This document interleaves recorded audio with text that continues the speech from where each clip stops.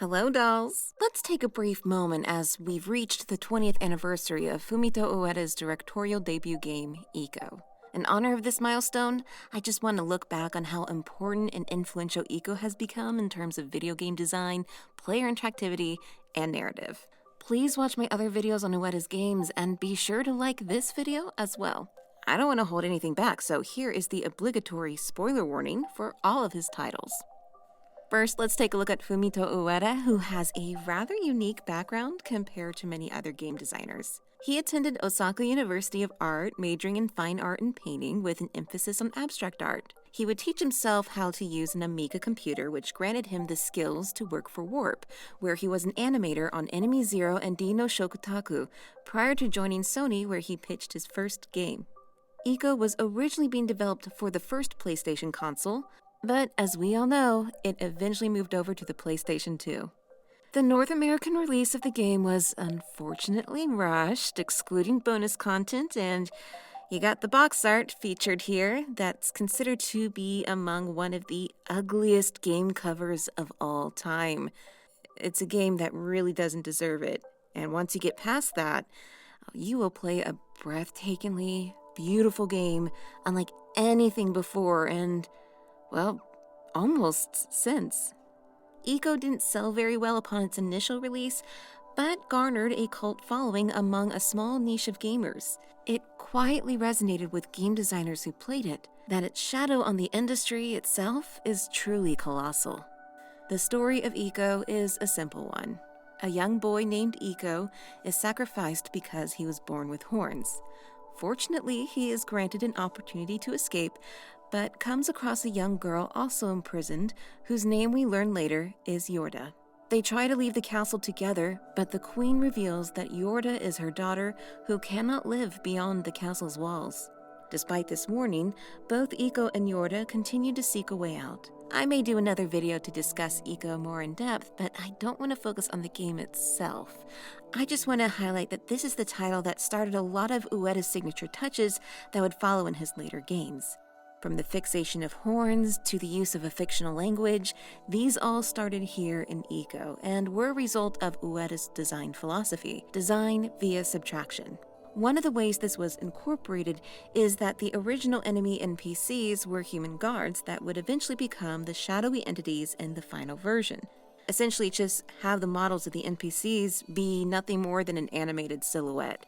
He would use these misty figures as shadows of Dormine and Shadow of the Colossus, and as part of the enemy design in The Last Guardian. Ueda considers himself a designer rather than a writer, and that is typically how he creates the narrative for his titles. The best example of this is the titular Ico bearing horns. You can see in the early tech demo that the prototype for the character didn't always have horns. Yorda's prototype did, but this would be removed from her design in the final version. This decision was made so the player would be able to differentiate their character easily on screen, and later Ueda incorporated this design into the game's narrative. The way that the story is handled in Ueda's games is fairly unique. There is minimal dialogue and seldom cutscenes to fill us in on the story, but it is intertwined in the game's environment and gameplay sequences. The reason behind this approach to storytelling from Ueda is his love for watching foreign films without subtitles. This forces him to try to piece together what is happening by the visuals, the acting through body language and voice, and the overall tone of the film. Near the end of Ico, you return to the Hall of Sarcophagi that we started the game at. We not only find Yorda has been turned to stone, but there are shadows surrounding her. This at first doesn't seem unusual, as all of the enemies we fought in the game were similar shadowy beings. But as your fight continues, you notice that their behavior is quite different. They're more human-like than the previous enemies. They don't try to harm you, but they fly above you in a taunting fashion, flapping their arms in a manner children do when pretending to fly, except it's been working for them.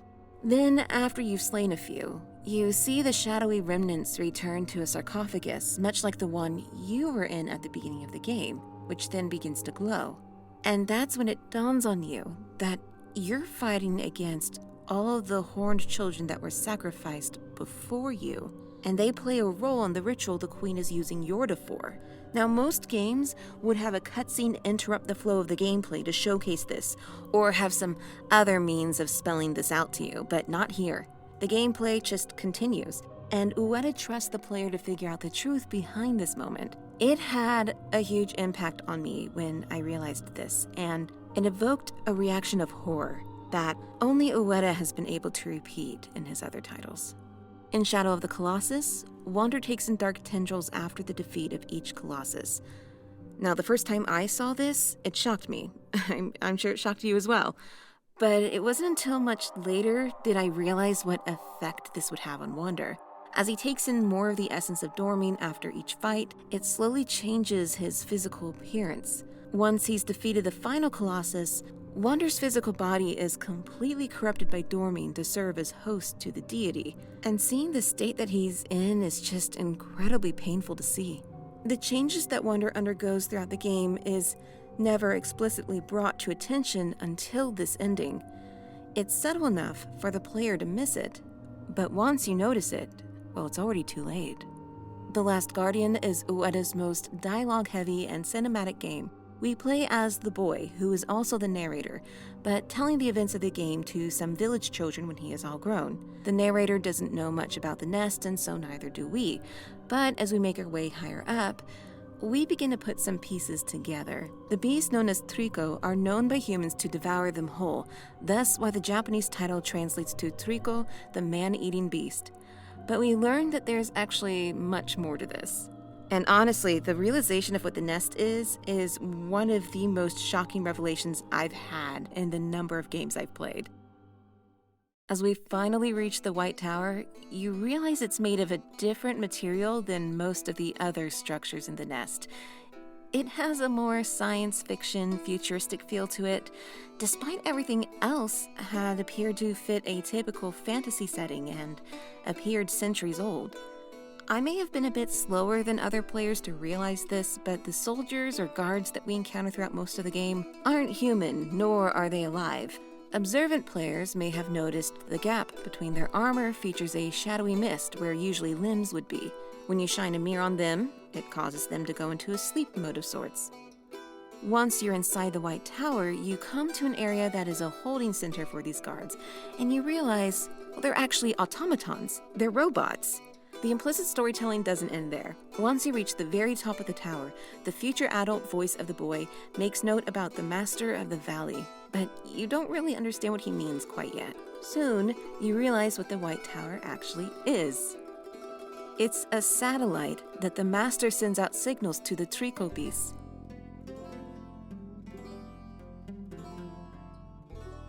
Then we realize why the Trico devour humans. They are couriers that magically alter the humans they consumed to provide a source of fuel for the Master. Once the boy has defeated the Master, the satellite rumbles and the camera then cuts to the place we got the mirror at the very beginning of the game, revealing importance to this location that we hadn't thought about for hours, yet being extremely ambiguous about this connection as well. There have been many endings to games where I had similar mind explosion moments, but what I love about Ueda's approach is there's barely any exposition. He trusts the players to be observant of the settings he creates. Many game designers and developers in the past 20 years have often tried to emulate filmmaking when it comes to how they tell a story in games. And if the story isn't told strictly in cutscenes and/or dialogue, it usually is through inventory items like notes or audio recordings.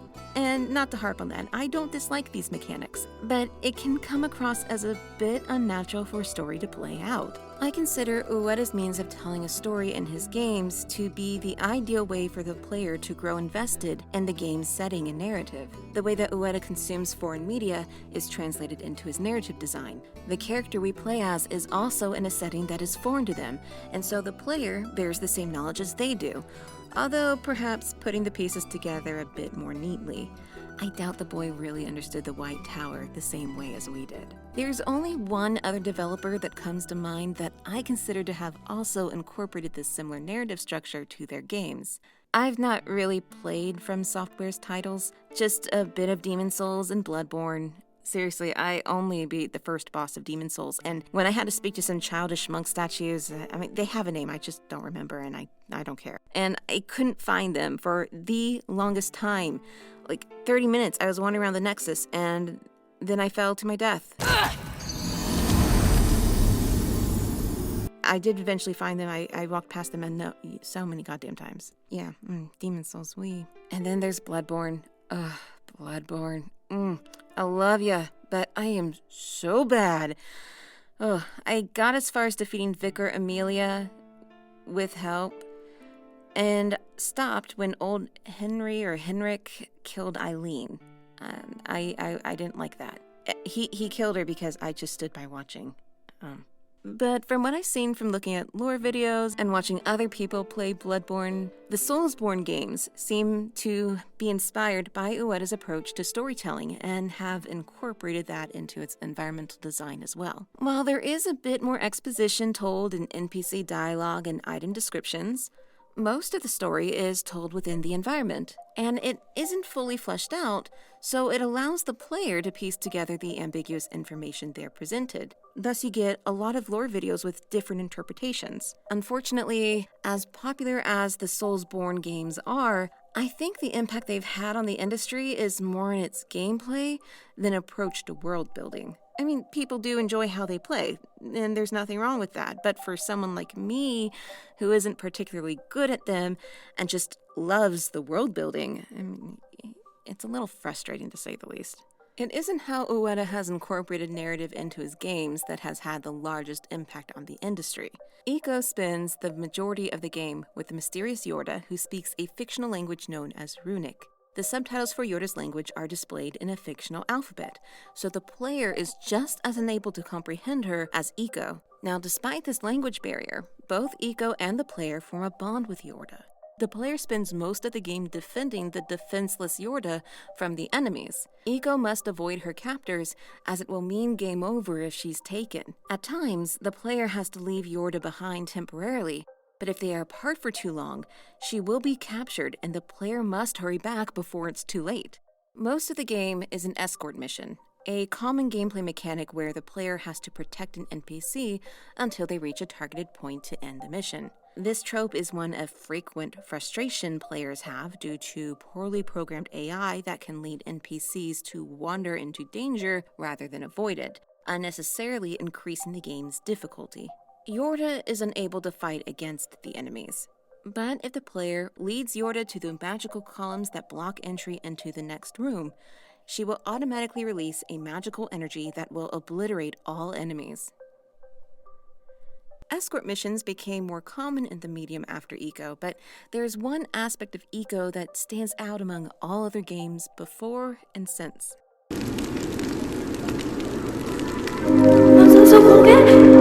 The R1 button is reserved for interacting with Yorda. You use it to call her, pull her up, and hold her hand. Once their hands are connected, it sends a small vibration to the controller, as if we feel her heart in our hands. It's this small detail that leaves a strong, emotional impact. Now, I've been playing games since I was a kid. The late 90s were a time when the medium had learned to walk, and The Legend of Zelda: Ocarina of Time on the Nintendo 64 spurred me to truly start developing an interest in video games, but it was the PlayStation 2 era that solidified my love of the medium. This was when narrative and games outside of JRPGs were beginning to have more importance in game development. The writing was more sophisticated, and thus we had more developed characters we not only controlled, but also interacted with. Ico was one of the earliest instances of a companion character being integral to not just the gameplay, but the narrative as well. Looking back, I realized a lot of games that were released after Ico had a companion character be integral to a title's experience. One of these is, funnily enough, the Prince of Persia reboot with Sands of Time. The original Prince of Persia was a source of inspiration for Ico, as Ueda wanted to capture the fast-paced action of the former in his work. Sands of Time was a retooling of the game that featured the companion and love interest Farah, who would assist the titular prince in puzzles and combat, and the game's story built upon their relationship. There are several other games that try to intertwine building a bond with a companion and the player character to leave an emotional impact on the audience. Too many for me to go over. But arguably, the developers at Naughty Dog were the most influenced by Ueda's works that can be evident in their games post-Ico, especially in one of the most celebrated games of all time, The Last of Us. The Last of Us has rightfully been lauded for its storytelling, and it's no exaggeration for me to say that I've played it more than any other video game out there. Despite that I've collected everything and the game is linear, I enjoy the experience so much that I find myself playing it over and over again. One of my favorite things are during the brief moments of calm. You can interact with Ellie or any of the other side characters. These are typically done via a button prompt at a specific point, but there are times where if you just wait for a moment after clearing out the enemies, Ellie may have some jokes to tell. While unintentional mostly, Ueda also repeated a similar bond in his follow-up game with the protagonist Wander and Agro. He was surprised that players felt so strongly attached to Agro that it would later inspire him to create The Last Guardian.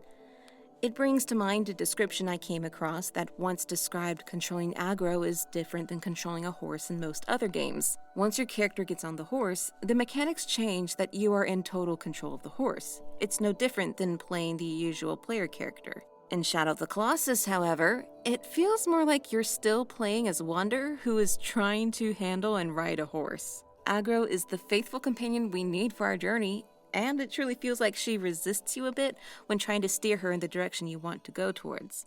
Trico in The Last Guardian tried to repeat this, but to more frustration compared to Agro. Once I had established a bond with the beast via small actions like petting, pulling out spears, feeding barrels, and realizing that pressing the R1 button is the way to get Trico to grab you in moments like this. Seriously, the R1 button is super key to getting Trico's AI to listen to you. I didn't find myself as frustrated with Trico as some other players, but I completely understand where they're coming from. Especially if you're aiming for the platinum by completing a speedrun or no-death playthrough. Despite all that, I still adore The Last Guardian. What sets Ueda's companion characters apart from all the others is that they truly feel independent of the player. It almost feels as if Yorda is trying to keep up with you as you hold her hand, that you're pulling the reins of Agro as you ride through the Forbidden Lands, and when Trico starts obeying your commands, it feels like all that hard work on training a pet has paid off. Their actions, while are scripted, truly feel as if they aren't. Looking back, I'm fortunate he got into game design when he did. If he were to pitch any of his titles in the gaming industry today, it's unlikely a major studio like Sony Japan would have picked them up. The PlayStation 2 era was one of experimentation, and it seems as though the gaming industry, in terms of AAA projects, have lost some of the risk-taking that was abundant what isn't that long ago, especially for me. Shadow of the Colossus came out 5 years ago, okay? There's no argument here. We know Ueda is working on his fourth title, and as he is no longer with Sony and Japan Studios is now defunct, this will be his first game on multiple consoles.